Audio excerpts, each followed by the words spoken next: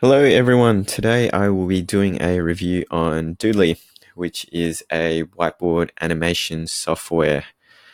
Just quickly, unlike a lot of reviewers, I actually bought and used Doodly. Here's a few videos that I've made with it. They're on my Instagram account for Memorize Medicine, which is a free website to help students learn about medicines. Here's an Instagram video that I've put up as well for Memorize Medicine as well. So I actually use this software, so I know a fair bit about it. And I would recommend it for a majority of people, especially if they're on a tight budget. But first, let's look at the software of Doodly. So we create a new video,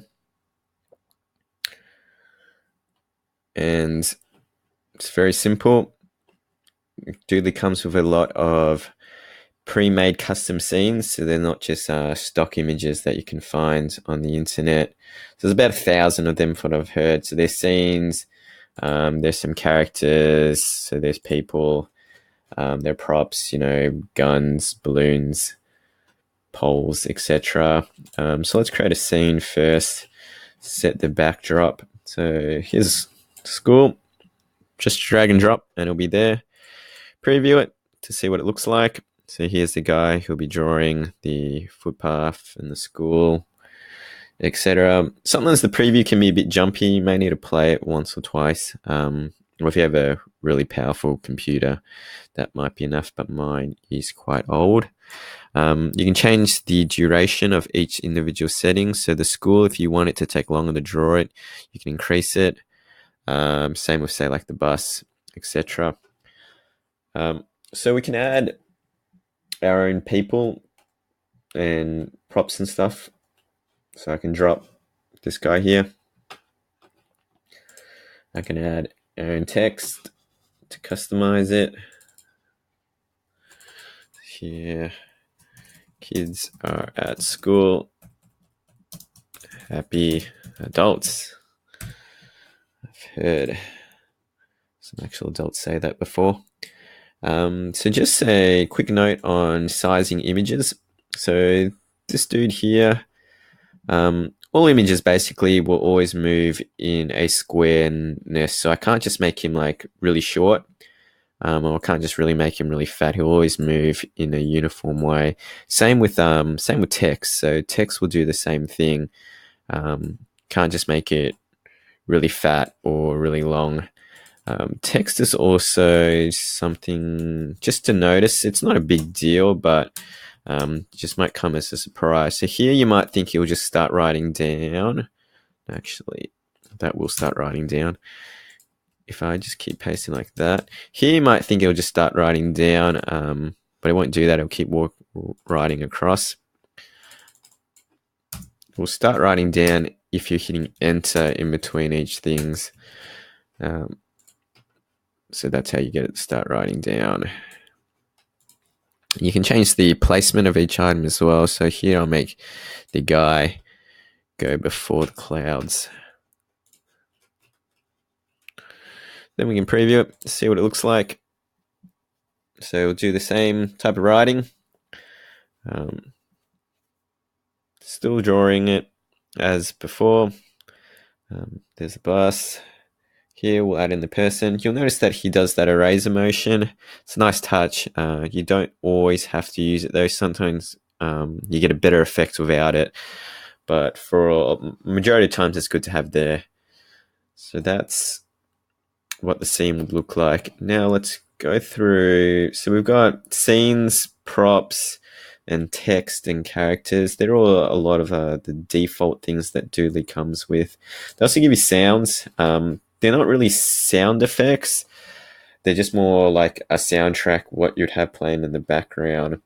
So this one, for example. So you're not really going to see anything like birds chirping or fireworks or dogs barking, like if you want those type of sound effects.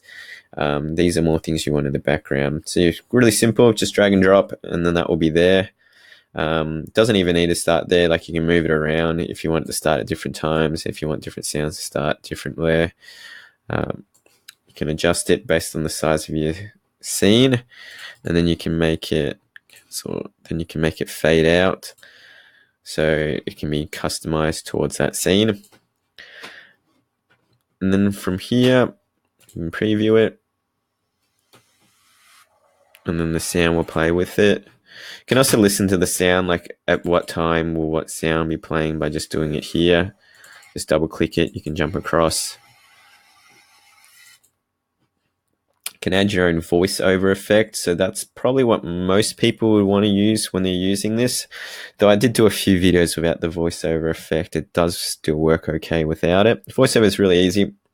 Plus button, when you're ready to record, you put that there, and then you can narrate over your scene. So here we go. Here's the road to the school. The school, we're coming. The bus is going to the school. Here's a happy adult.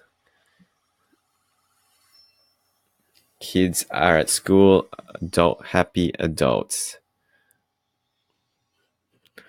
And that will do our recording for us. So if we then want to, I'll just turn up my sound so you can listen to it when I play back. Here we go. Here's the road to the school. The school coming. Bus is going to the school. Here's a happy adult. Kids are at school. Adult, happy adults. So, pretty good. What you also would have noticed was that the background music was quite loud. You can just adjust it there. It's probably a good idea if it's just going to be background music, as you want the narration to be the greater emphasis. And then you can, I said some words at the end of mine that I don't really need, so I can cut them out so they won't appear in the next scene. What can be a little bit tricky though is if you don't sync your audio correctly with a specific animation. It can be hard to find where that animation is sometimes, so you can just adjust it by going up and down there, but there's no like timeline of where that animation will appear to directly sync it. So you can kind of guess, like based off these, like, you know, after 3 seconds they're going to start writing the school. But it can be a bit trickier if you have multiple scenes happening, because then you need to calculate the times of the previous scenes and when it will appear on that current scene. So just be something to be mindful of. It's not that hard to do. You just need to do small adjustments if you really want it to sync correctly, just by moving it like there. So they're all the kind of basic default things you can do. There's a lot of other things you can do, like changing the scene settings. So I can change this to a chalkboard. I can change it to left or right. I can change how I want this scene to end. So whether I want it to swipe or pan, and the type of hand, etc. So if I do that, you'll notice that it all changes and they make these look like chalk now. So just be something with chalk is good with a lot of the default things, but if you're going to insert pictures with colors, it doesn't really work quite as well. So let's take an example.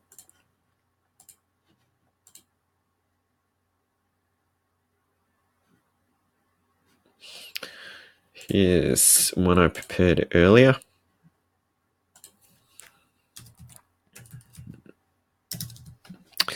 Of a black and white Vegeta.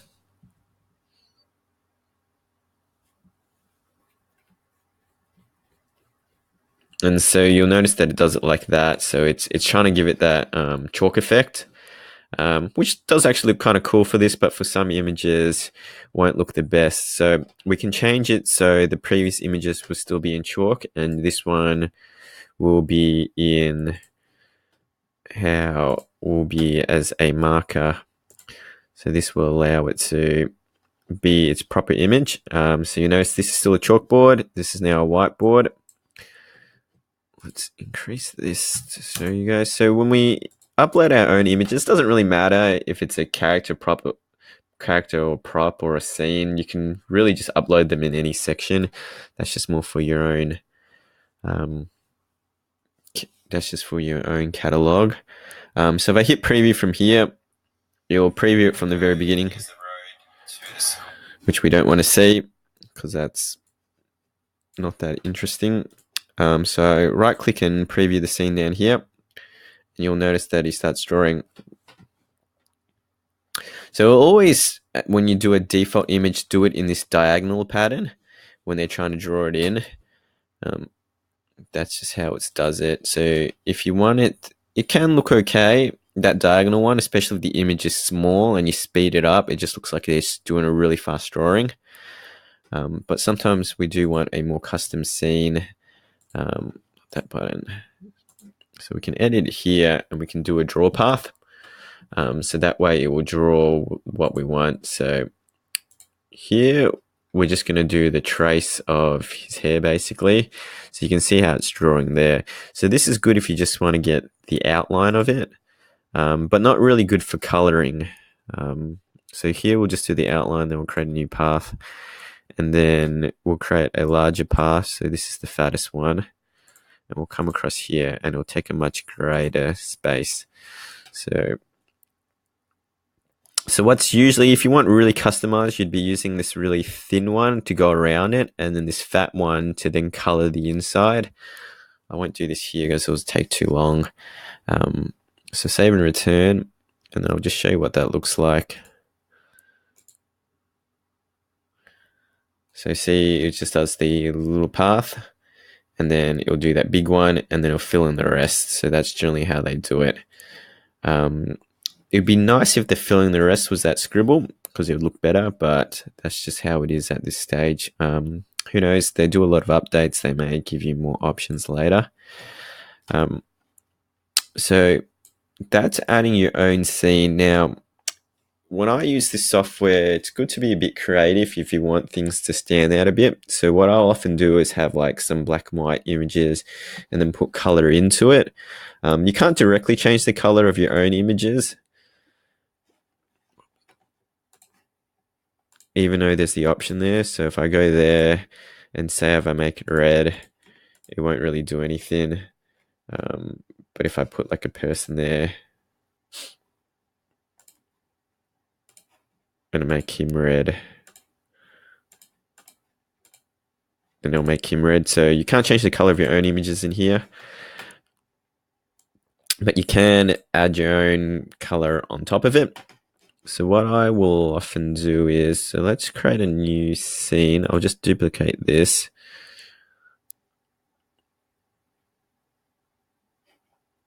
So when you duplicate it, always take the default setting. So this is the default setting for everything. So you can either change the default setting or just change it individually. So I'll make this a whiteboard. I'll remove this guy because I don't need him. So when you duplicate the scene, it will copy the previous scene but without any animation. So there'll be a 0 there. I do want a bit of animation in it, so I'll put a 3. Let's see. And then it will keep the same draw path that you previously used because it thinks that you want that same draw path every time. But I don't want it for this guy, for this one, so I'll just remove him. So I'll do that scribble.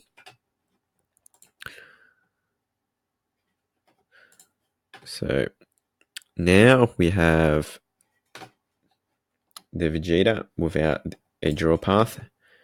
So what I would like to do sometimes is then just put color into it, as it will make it pop.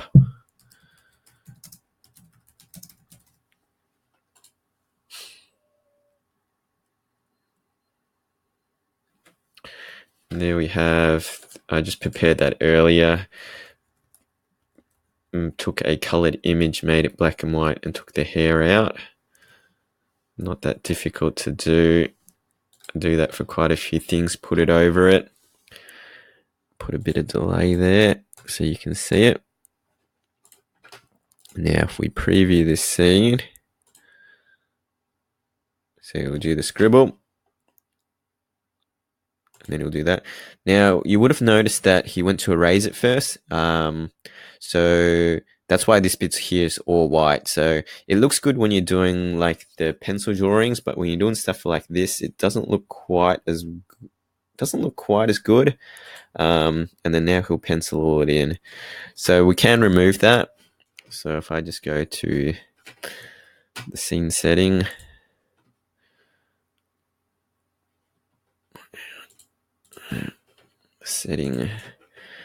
and I'll get rid of the erase mode off, and I'll re-preview this scene. So same scribble in, and now you'll notice that it's just drawn over it without the hair going white. Boom. So I think that pops a lot better. Sometimes it's good just not even have it draw it in. Like if you want it to draw in, it looks good. But sometimes it's good for it just to appear. Oops. Here's the row. Oops, that's playing from the beginning.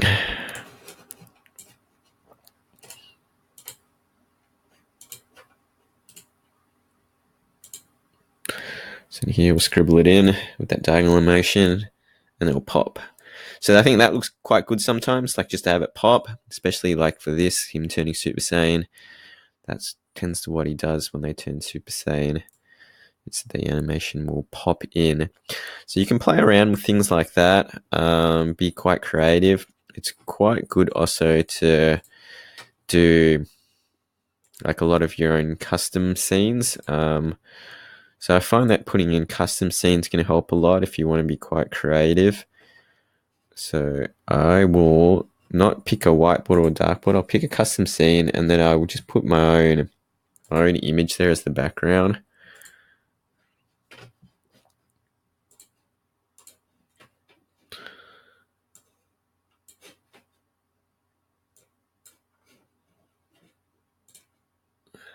So here I've picked the same image.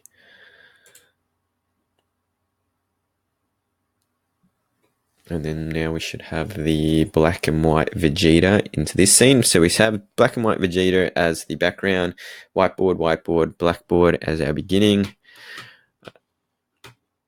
And then here we can basically we can write over him.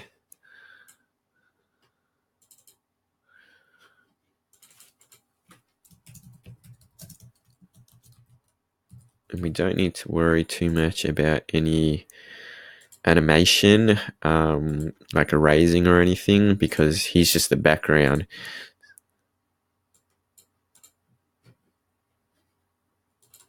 So he will just appear there now. We can write directly over him. And we can do the same thing. Like I often will use this and then color them in. So you can do that doing the same thing. Drag and drop that over. Make this scene much bigger.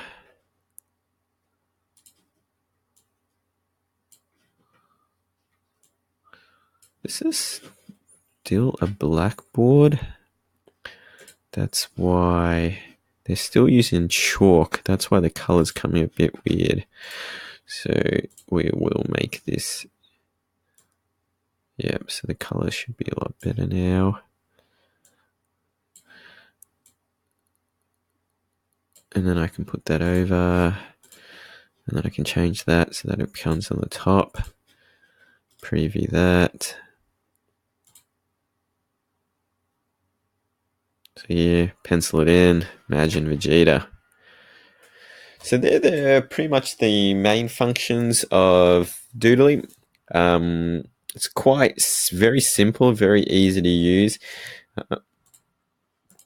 It's not quite as powerful as other programs like Movely or Powtoon, which I've also used, but both of those have a monthly subscription, which can be quite expensive. Doodly currently has just a once-off fee, so that's what I use for this. So I did a once-off fee, much more affordable, and then they still give you regular updates. You have the commercial rights to everything, no watermarks. So like I said, I've bought and used it all. I've done a written review, which is in the link below. They're my Instagram videos. I'll put them in the link as well. If you have any questions, feel free to let me know. All right. Thanks, guys. Bye.